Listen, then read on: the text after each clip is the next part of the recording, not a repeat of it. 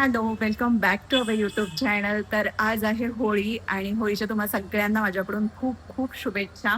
आणि काय नाही, आत्ताच आली ऑफिसवरून, देवाची छान दिवाबत्ती वगैरे केली आणि भावार्थ गेलेला ट्युशनला. आता ट्युशनवरून आलाय तो आणि आता परत तो ट्युशनला जाईल आणि 9ला घरी येईल.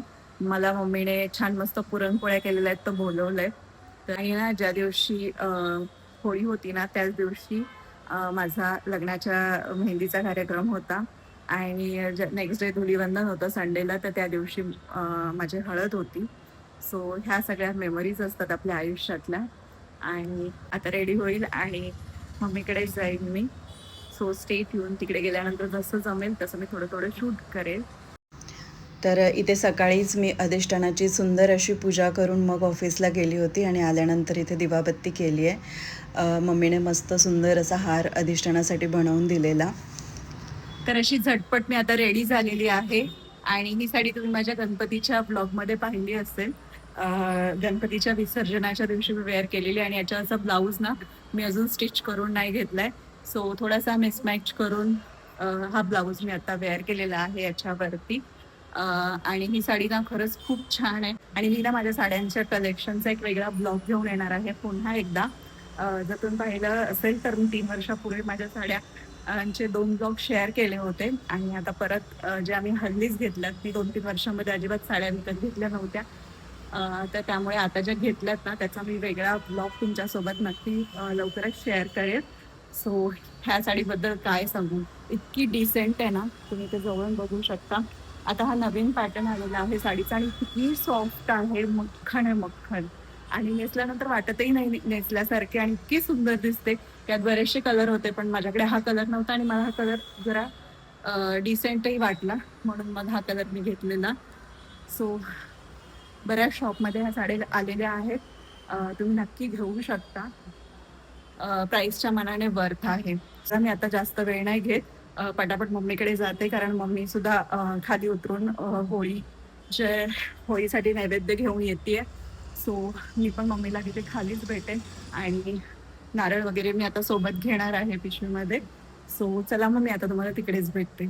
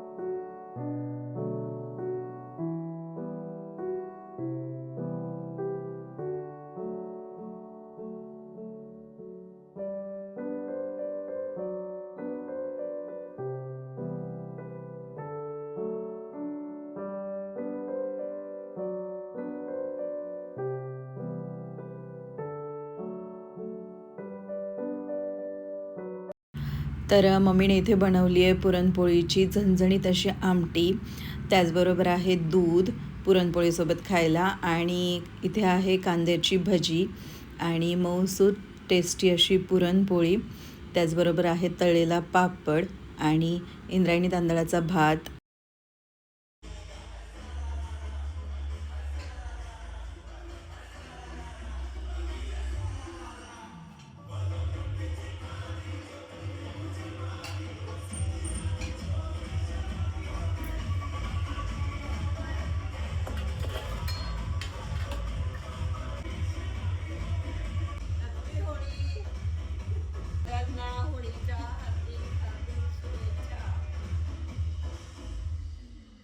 चला मग आता आम्ही जेवण करून घेतो.